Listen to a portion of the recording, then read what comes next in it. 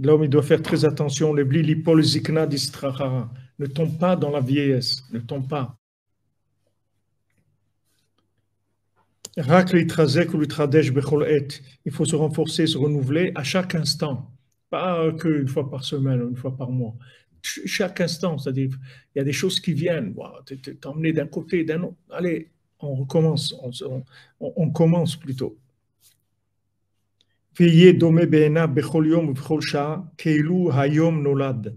faut qu'il ait à ses yeux tout le temps comme s'il venait de naître aujourd'hui. Chaque jour et chaque instant, je viens de naître.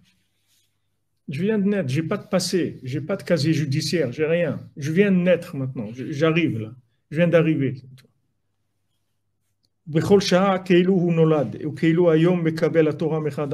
Comme aujourd'hui, il vient de recevoir la Torah de façon complètement nouvelle. À tous les jours, ils doivent être à tes yeux comme ils étaient nouveaux complètement. Tout ça, c'est le principe de la patience qui donne cette persévérance-là. Il est persévérant par rapport à toute chose. Il n'y a rien qui va le faire s'arrêter. Rien du tout. Il continue.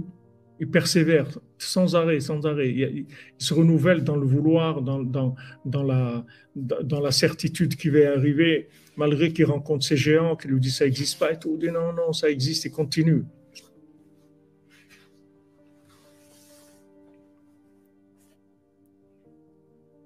Al-Kol Davar Menia ou Bilboul Sheba Olam, sur tout empêchement et toute déstabilisation qu'il peut y avoir dans le monde, Veover à la Kol, il passe tout ça, au Mitrazek Bechol Paham Beavodato, et chaque fois se renforce dans le service divin.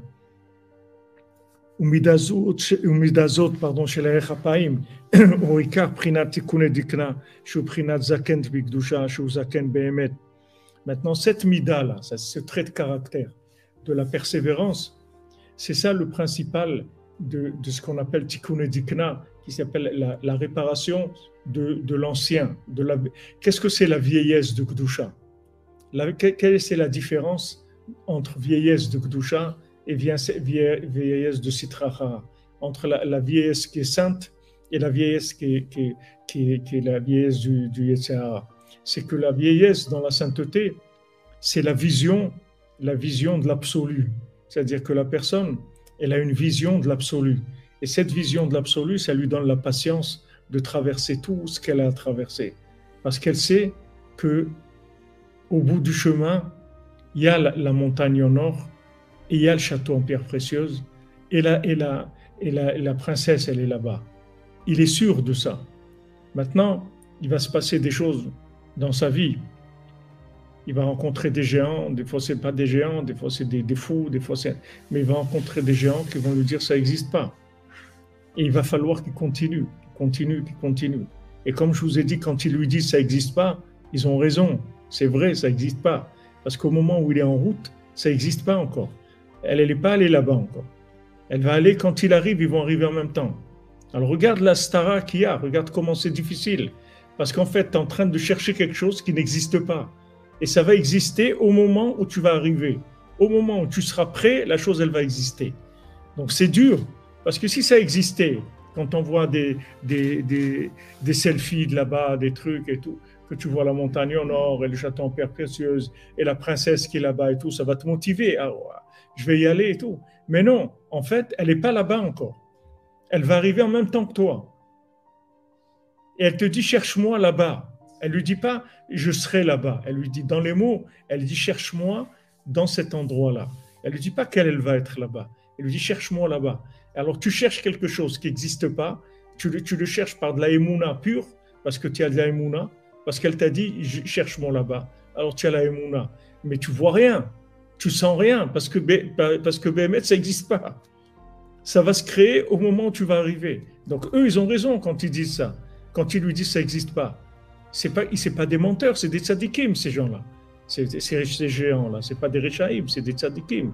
Mais seulement, ils ont une vision carrée. C'est-à-dire, ils ont une vision qu'ils croient que ce qu'ils voient. C'est-à-dire que s'il y a quelque chose, alors qui voient quelque chose, alors ils y croient. Mais chercher quelque chose comme ça, qui est quelque chose de tellement extraordinaire, tellement de merveilleux, pour eux, ça n'existe pas.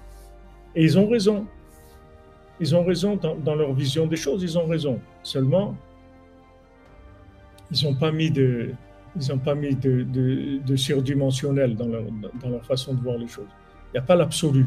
Donc l'absolu, c'est le principe de la vieillesse dans la sainteté. Vieillesse dans la sainteté, ça veut dire que j'ai des concepts qui sont absolus. C'est ça que ça veut dire vieux.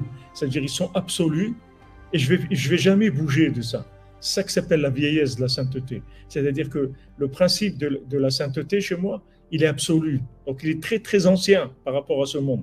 Parce que ce monde-là, il est relatif. Ça, c'est de l'absolu. C'est très ancien, c'est-à-dire que ça vient de très très loin et de très très haut. Et c'est quelque chose qui est une lumière absolue. Et je sais ça. Donc je vais vers ça. Ça s'appelle la vieillesse de Gdusha. Et la vieillesse du Sitrahara, c'est le contraire, c'est l'opposé. C'est l'opposé de ça.